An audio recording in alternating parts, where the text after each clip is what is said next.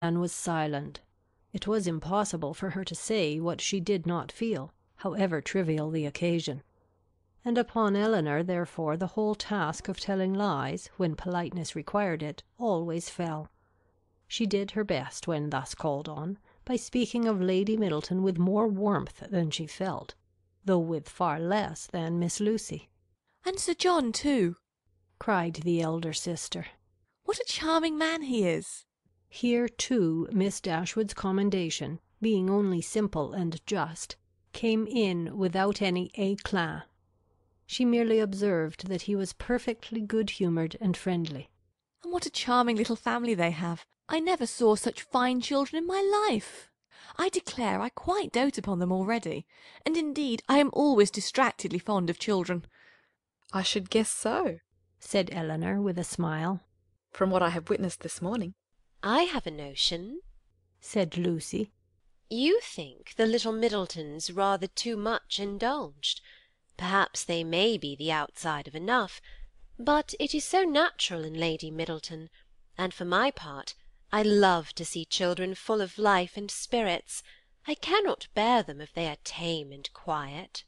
"I confess," replied Eleanor, "that while I am at Barton Park I never think of tame and quiet children with any abhorrence." A short pause succeeded this speech, which was first broken by Miss Steele, who seemed very much disposed for conversation, and who now said rather abruptly, "And how do you like Devonshire, Miss Dashwood? I suppose you were very sorry to leave Sussex?"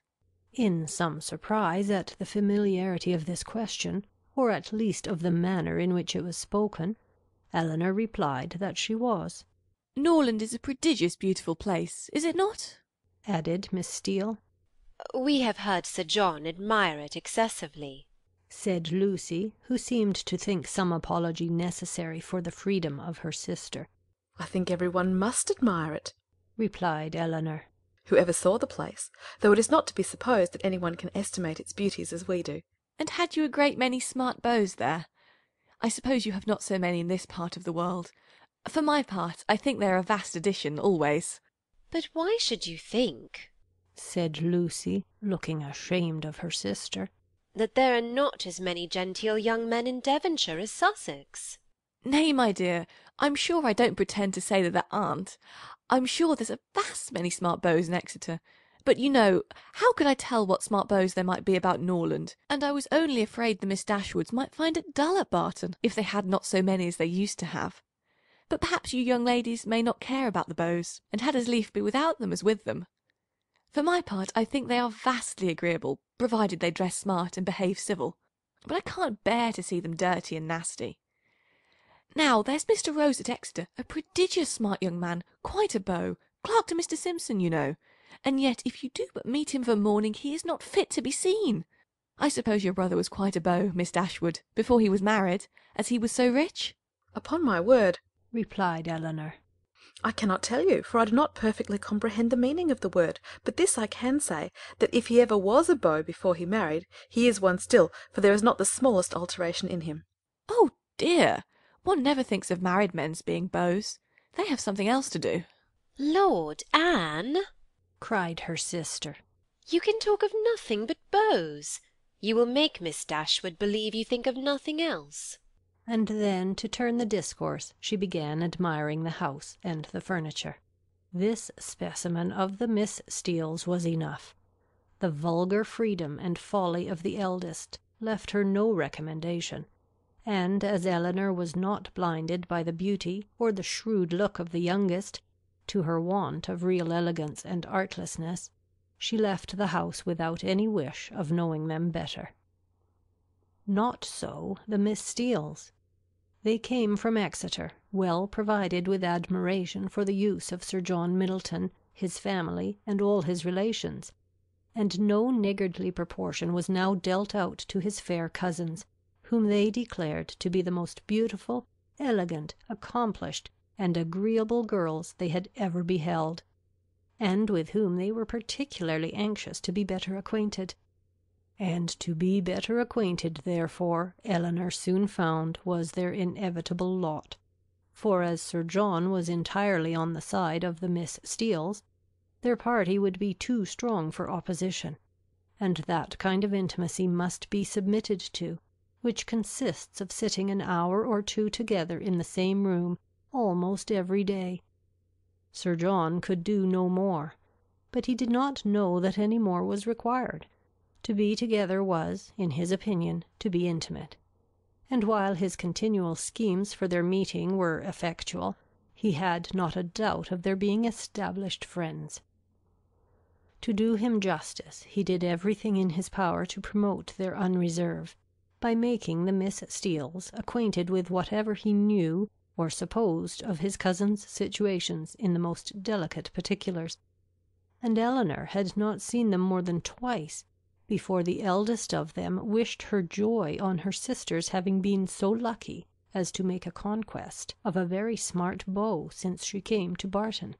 "'Twill be a fine thing to have her married so young, to be sure," said she. "And I hear he is quite a beau, and prodigious handsome. And I hope you may have as good luck yourself soon. But perhaps you may have a friend in the corner already." Eleanor could not suppose that Sir John would be more nice in proclaiming his suspicions of her regard for Edward than he had been with respect to Marianne. Indeed, it was rather his favourite joke of the two, as being somewhat newer and more conjectural, and since Edward's visit they had never dined together without his drinking to her best affections with so much significancy and so many nods and winks as to excite general attention. The letter F had been likewise invariably brought forward and found productive of such countless jokes, that its character as the wittiest letter in the alphabet had been long established with Eleanor.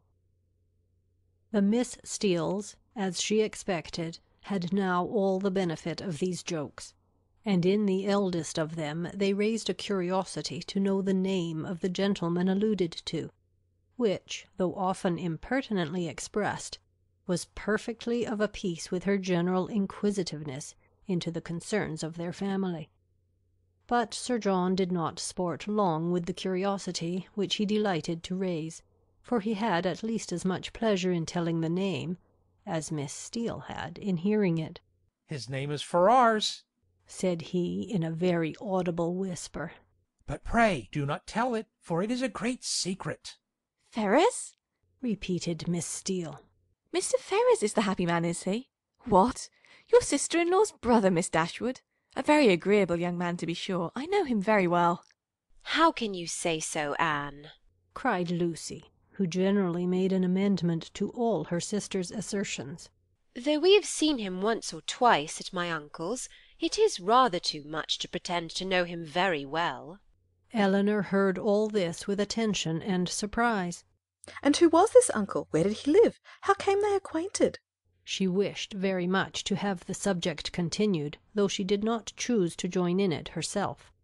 But nothing more of it was said, and for the first time in her life she thought Mrs. Jennings deficient either in curiosity after petty information, or in a disposition to communicate it.